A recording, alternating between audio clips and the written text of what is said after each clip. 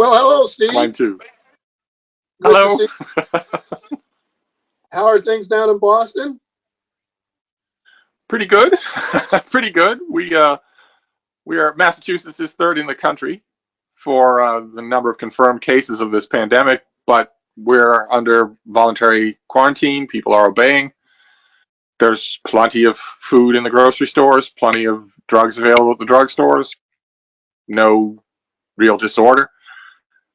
Our confirmed cases are enormous, well over 40,000, but they seem under control. Our hospital system is handling them. Like a lot of people in the country, I think a lot of people in Massachusetts have suddenly woken up to the fact that they have a state governor, and that is a very, very important position. That is not just a name on a ballot. That's the person in control of your state, not the president. That's the person in control of your state. And we just happen to luck out. We have a good egg as a governor. How about Vermont? Vermont has far fewer infections, right? Yeah, we have them in our county. We have them in the state. Of course, we're the most rural state, depending on how you look at it, either east of the Mississippi or even in the whole country when you look at where populations live. Vermont's village-based. So we don't have huge concentrations of population, but we do have a lot of travelers.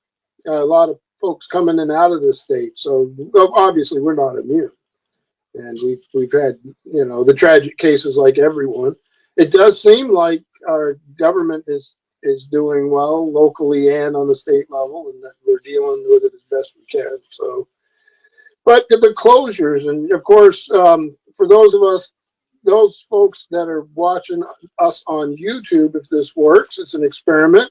Steve has been writing for the library for a long time, has Steve Reads on our webpage, visited our library many times, and visited when we were under construction, not the 1902 construction, but the more recent construction.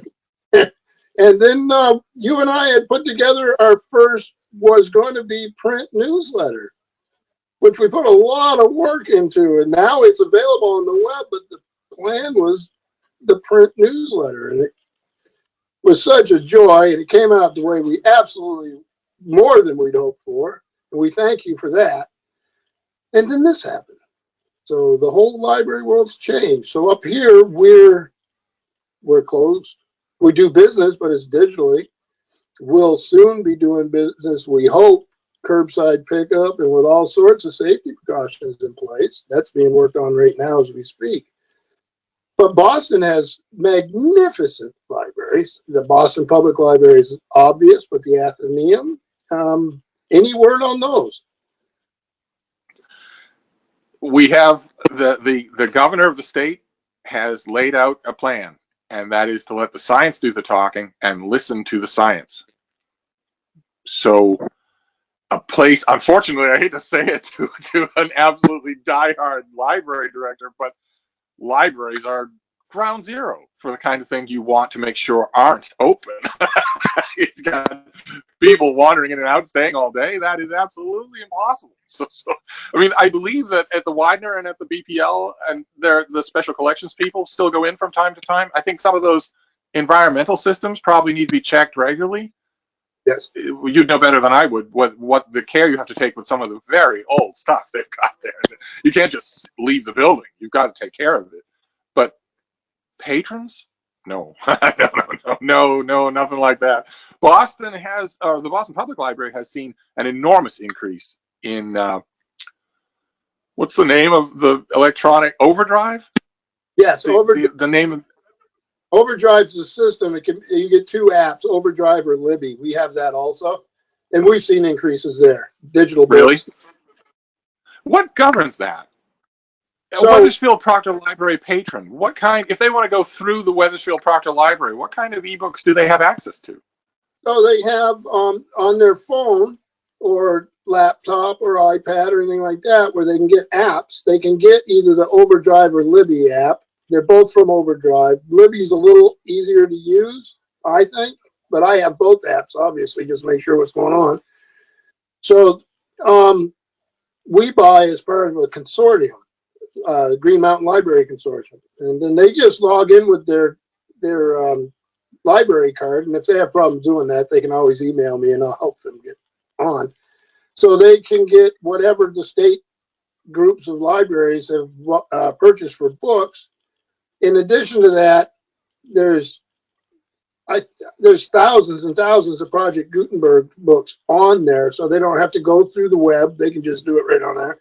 And then the Duke Classics, which are packaged a little differently and are sort of a different choice of volumes maybe than you get with Gutenberg. And then, of course, the Internet Archive, the national, that's been around forever, collecting, and they own proprietary rights to. During the pandemic, Isn't there another one? I listened to an audiobook that was free online once. What was it? It was LibriVox? Was that Yeah. right? LibriVox? Yeah. It was very well done. It's one you run into, right? I mean, but that's true with everything. You have to. So the Internet Archive opened up over 1.5 million titles during the pandemic that are free.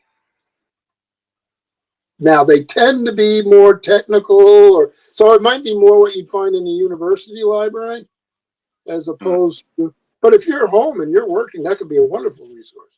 All they have to do to find that is go to our webpage and click on the icon. So. And everybody's working from home. Almost everybody is working from home. Our concern up here in a rural area is, of course, rural broadband has never received the attention it deserves. I think that's going to be a lesson. Yeah. We're going to learn that because we have children that had to go home from school, and a lot of them are working online. So this technology, if this pandemic had happened 20 years ago, it would have been very difficult for everybody. In every way. Yeah. And 20 years ago, before the internet, it wouldn't just have been that nobody could work remotely. It's that the government and the health agencies wouldn't have been able to get the information out as much. Right. The idea of what we're supposed to do disseminated in large part online. And that's, I think, why it was so effective. That's the thing that we're all so frustrated with being cooped up at home and having all of our bookstores closed I think we're slow to realize how incredibly effective this has been. The whole country changed its attitudes, its whole habits, right, in the course of a month. That's just amazing to me. I'm always telling people this is history that we're living through. The streets of Milan empty in midday. That is history. It's one thing if it's the streets of New York in the week after 9/11, then the rest of the world, Barcelona and Milan and whatnot, can look at those empty streets online, but their streets are full. But this is not that. This is everybody's streets are empty at the same time. Right. And that's another part of the history that we're living through, is that we're going to see the effects of this. Yes, obviously, everyone needs the internet, and it needs to be good and strong. What practical effect is that going to have? Right?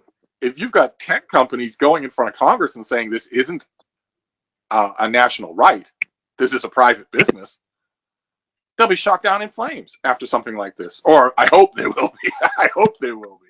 Because this demonstrates that that's not true. You need the internet to get everything. Public information, schooling, business. Right. I wonder how much is going to come back. To anything like what it once was. I don't know. It's like it never is going back, right? It's not going to be right. Just like I try to picture what is 2022 going to look like. Is 2022 going to be that there's a sign on a placard outside your local pharmacy saying don't forget to get your COVID shot this year, just like your flu shot, and we're all back to relative normal? I don't. I can't figure out how it's going to go. Yeah, I think we'll just have to wait and see. Yeah. So I'm not sure how library directors are going to survive.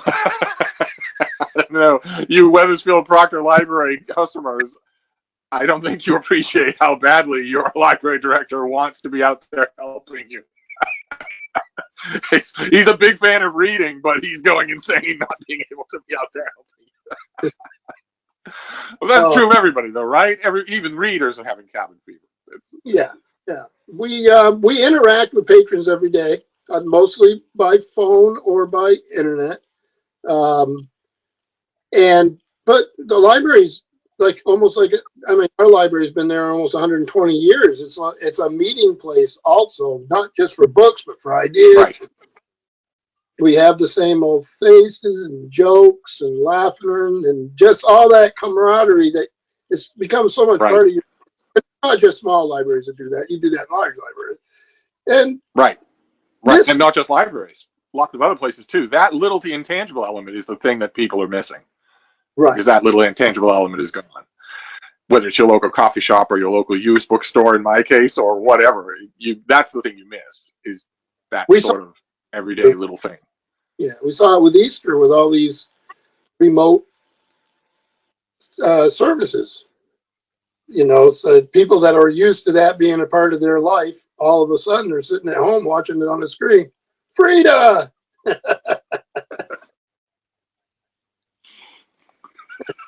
Freda! I don't know whether or not to call her the library mascot, because I'm not sure if that maybe is me. I don't know. Look, at the library when she was just a baby. We got a picture of you. Remember? Oh, that's right. She was at the library when she was just a little baby. Oh my! It was the first library she ever visited. Yeah. Yeah, that was. Makes me feel a little guilty, actually. I feel a little guilty because my own personal world has hardly been affected by this at all. That makes me feel a little guilty for the people who did that sort of stuff, who went out and about, or had their touch football league at the local field, or their community garden, or anything like that. All of that is gone, and Right. nothing like that has happened in my life. All I do is read and write. I still do. Well, that's still all that I do. So for the library patrons that only know you through the newsletter and Steve reads on our website, maybe you could give a little sort of like resume of the type of writing you do and where you are published. Oh God. How much bandwidth does these things have? I am a professional book critic. I have reviewed books for the Washington Post, Denver Post, the Christian Science Monitor. I am the sort of the in-house regular book reviewer for the Christian Science Monitor here in Boston, although not in-house anymore. I don't get to go to the newsroom anymore. Nobody gets to go to the newsroom anymore.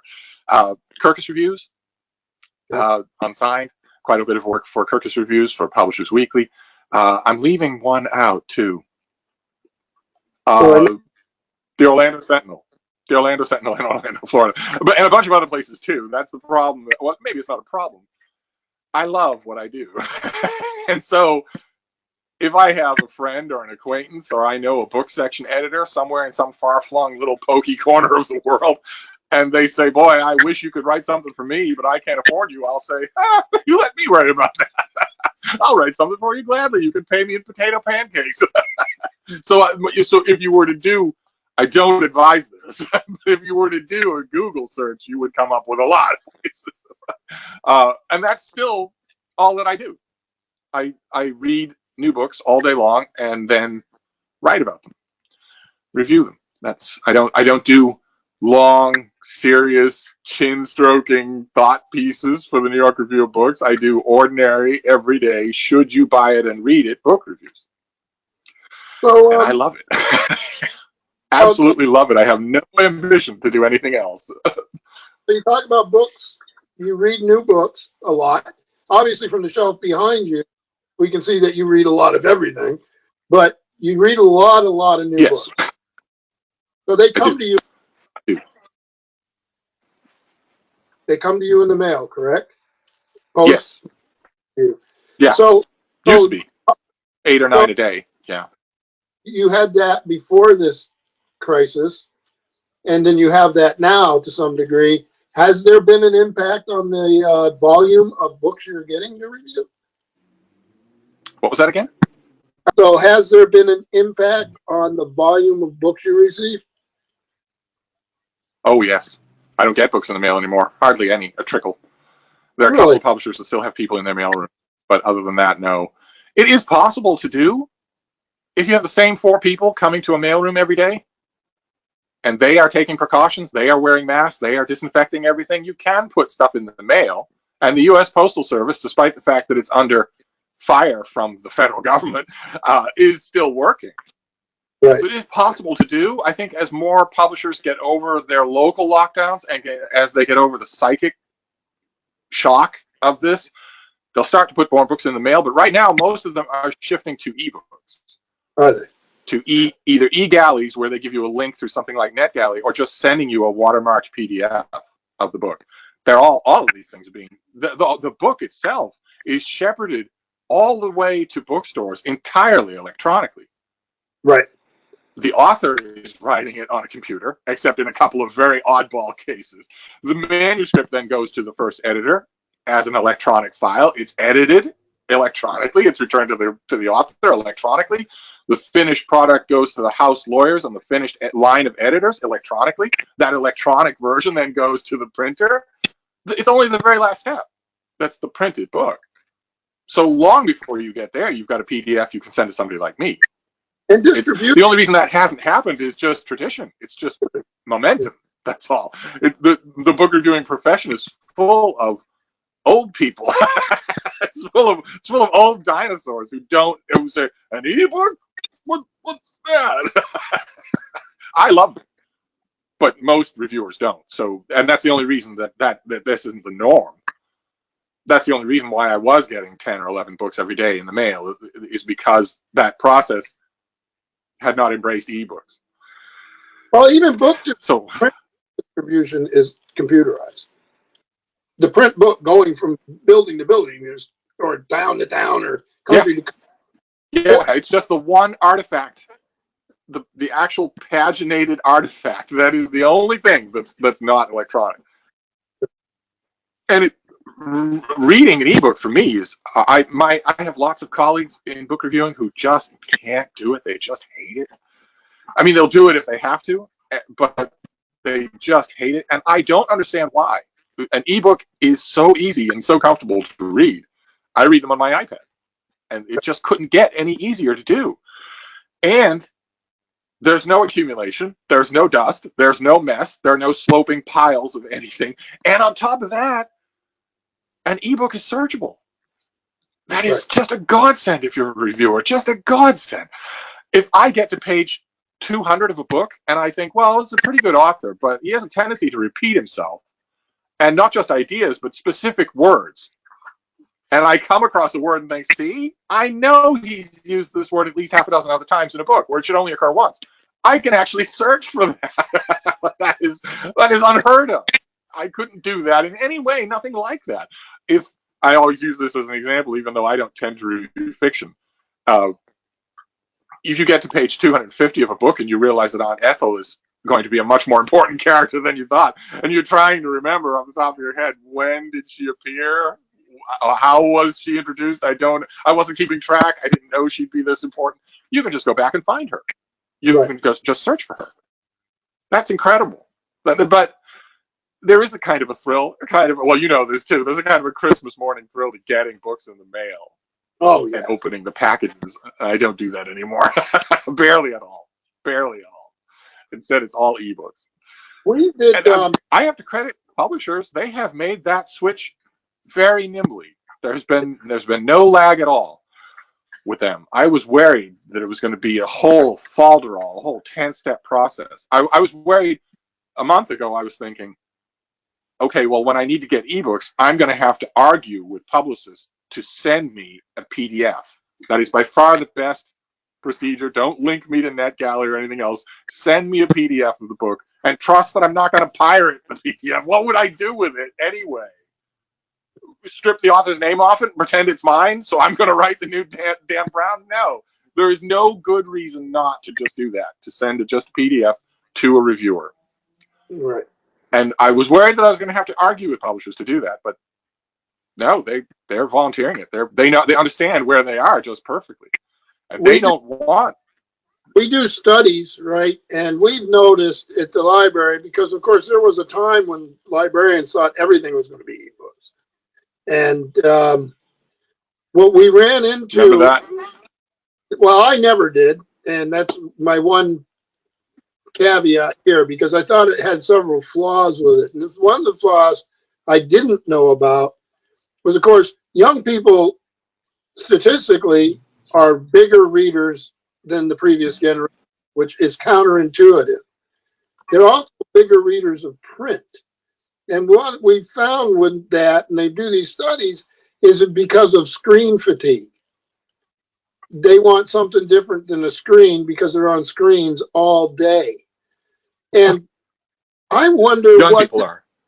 yeah, I wonder what this is going to do to that, because now the whole population is faced with screen fatigue on a way that maybe they've never been before. I don't think So anybody do you think there's a chance for a massive print boom? Well, we're sort of in one, aren't we?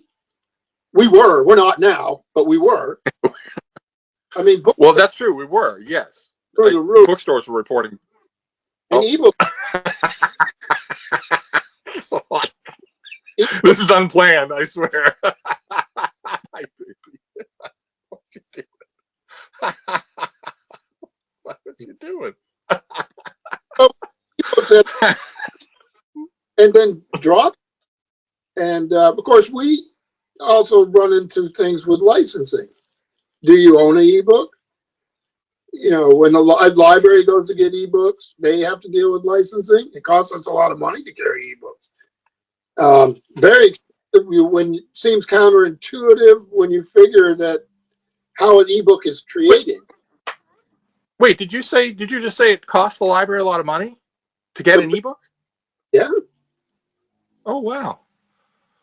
So when it comes to your your acquisition budget, I know that when it's time for you to acquire physical printed books, that's the subject of a lot of deliberation on your part, right? Is this I have only so much money, is this actually worth it? So that deliberation is even more intense when it comes to ebooks? And we have less control because we buy books through a consortium that buys them from Overdrive. Oh, wow.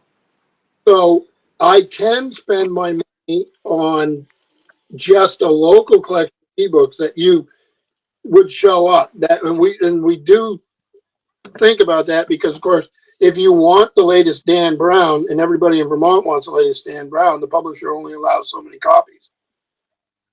So you may have Why? I know, this is what I'm saying. So you have a 6-month lag. So, which is unlike if you went to a Project Gutenberg book, you can have simultaneous unrestricted numbers of people take it out at once, right? Publishers do not allow books. And plus, if you buy an ebook yourself, you don't own it. Right? I mean, Yeah. digital rights. Yeah, in most cases. The digital rights management. Yeah, a lot of authors that I know go to bat with their publishers to get that stripped off their book. Right. Because they realize that the word has spread about that and the readers don't like that. They want to be able to own the copy, and there has to be an element of trust involved. You just have to trust that the number of thieves among your recipients is not enormous. It never will be. So I mean, right. And plus, I think that trust is fundamental to anything, I buy right? I mean, it's not. If I buy a print book and give it to you, that's not a problem. Right. Right, and it's not theft. I don't know. The publishing industry, you're right. There was a time there, about, what was it, 10, 15 years ago, when people started to wonder, I wonder if this is all going to go digital. And it didn't. The e-reader phase peaked and then dropped off. But that was a perfect time for publishers to think about digital books, and they didn't do it. The only thing they thought about was, we should triple these prices. Which is the one thing they shouldn't have thought about. Some of them are immense. No reason. No reason. No reason at all except greed. It's just naked greed. But and instead, they did that instead of thinking about, okay, shareability, regiftability, maybe changes to the digital rights management Right. software or legal agreements or whatever. Instead of thinking about all of that, they didn't. They just thought about raising the prices to make sure that they weren't selling the new Danielle Steel for $3 electronically. But if you sell a million more for $3 a piece, yep. I think the publishing industry's main worry. In fact, I know people in the publishing industry. I knew them at the time who said that this came up in board meeting after board meeting, where the line went, well, yes, it costs us a tiny fraction of time and money to produce the new ebook of the new Carl Hiaasen novel. And yes, that seems intuitively to say, therefore, we will charge $29 for the hardcover of Carl Hiaasen, but we'll only charge $3. We'll charge $2.99 for the ebook. And in those meetings, invariably, a dozen people spoke up and said, well, if you do that, no one will buy the hardcover. And that's why the prices went up, when actually that should have started a conversation about, well, why is that? If that's true, then what are we doing wrong? Instead of, well, no, we better not do that. Another throw out there for you to talk about a little, if you could, because I know you followed digital books since the beginning. I'm a huge fan of it. Huge fan. I went to a technology fair for MIT 25 years ago with something called the Rocket Book, which I don't think ever got made. And it was an ebook, but it was very different. The battery was in the spine, and it looked like a book. It had 4 cellophane pages, and the e-ink arranged the pages so that you could actually have the feeling of turning the pages of a book. And the battery was in the spine, and so was all the data. You stored your books in the spine as well. I actually handled one of those things and thought this would be incredible. Imagine having a whole library in one volume. Well, and now... Think about links. So if you're writing a book about, let's say, I'm going to throw it out there. You're writing a book about dinosaurs. The interactive things you could do with maps and charts and global positioning. You could even have a global positioning device in your book if you were visiting. In the book. Right. And it was, this is what used to be here. Or you could have little things you could do. It'd be amazing. Absolutely amazing. Or when you have a book about Puritan New England, right, and you come to a chapter about how criminals were in a pillory, you could have a little visual tour of a pillory at Plymouth Plantation. That's just so that when you get to the word pillory, it is blocked off, and if you tap it, you get a little panel that pops up that shows you what that is talking about. You could do that for everything. Well, that's what the publishers should have been thinking about 15 years ago. They should have been thinking, how do we do that in a cost-effective way? Instead, those ideas came up 15 years ago, and they said, no, that's way too complicated, but Stephen King needs his back end, so this had better be a $25 ebook. Back then, they could have been thinking, okay, how do we solve these problems? Those are great ideas. And they didn't. So we don't have enhanced ebooks. We don't have the kind of ebooks we should have now. Unfortunately.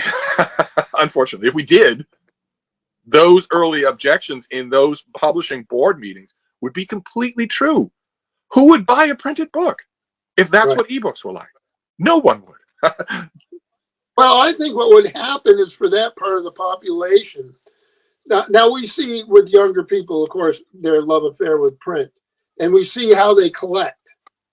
So you have, Cassandra Clare will have these beautiful covers that go together. Or you have Folio Society. I think that finer publishers or finer products, you'd have a better product for those people who wanted it and were willing to pay for it. I think that would still exist. But they would be losing something. They're not going to have those enhancements in a printed book. No, but I would argue that 95% of people who read don't care anything about those kinds of things at all.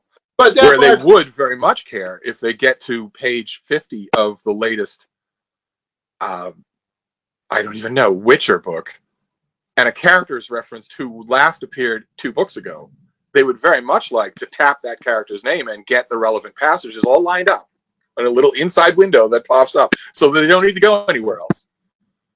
They would love that. And that is possible if only... I'm sorry, I get going on this subject because I'm a big fan of ebooks. What they could be, not what they are. What they could be. You know Steven Erikson, who did the big fantasy series. That entire series is available as one book, as an ebook. Is it really? Well, he imagined it as one book, didn't he? Yes, it is. But it's hundreds of dollars as an ebook. Like $8, not $100, but it's close to $100. There's no reason for that. No, there's no reason for that. Other than greed, there's no reason for that. That's insane. Yeah. Especially since it's not, I mean, you might have a justification for charging $100 for something like that in a printed format, that you can put on your shelf and gives you delight to look at. But you can't buy it because it's unwieldy.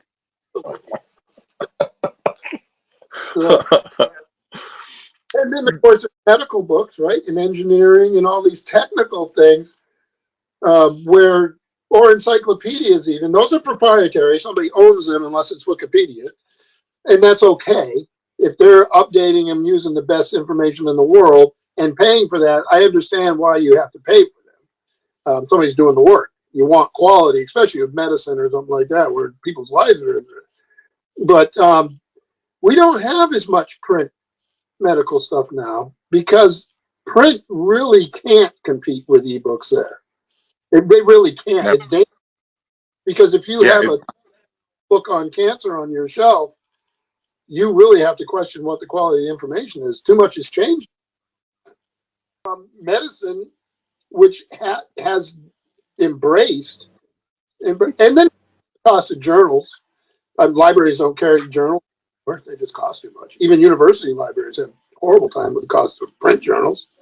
Its subscription prices are some specialist print journals are absurd, right? The prices of them are some just absurd. You look at what I remember the Journal of Roman Studies was $100 a year for one issue. So I mean, we see all that. So Steve, what we're going to do here is we're going to try to edit this and we're going to try to put it up on our YouTube channel. I'll get a hold of you and let you know when it's up and how it came out. There's going to be some signal problems where we sort of freeze a little bit. That's the times we live in. But it's amazing that we've been able to have a conversation. And if you're up doing it again, I'm putting you on the spot. If you're up to doing it again, I am up for doing it. I wonder if the Wethersfield Proctor Library patrons know how much of a strain it is for both of us not to let these conversations just devolve into our usual. Our usuals go on until 2 in the morning and cover every subject under the sun. Believe it or not, the thing you're watching now is the product of enormous self-control. Because ordinarily these things go on forever and touch everything under the sun. And I can control myself again. Although now the shoe will be on the other foot. You should be prepared for a bunch of people contacting you and saying, yeah, you were interesting, but can we have more Freda? So welcome to my world. Vermont people are dog people. They really are. Yeah. So, which you would have seen when you were up here. So anyway, I'm gonna bounce off to this thing and we'll try to edit it. We'll see how it goes. This is a work in progress. Good luck.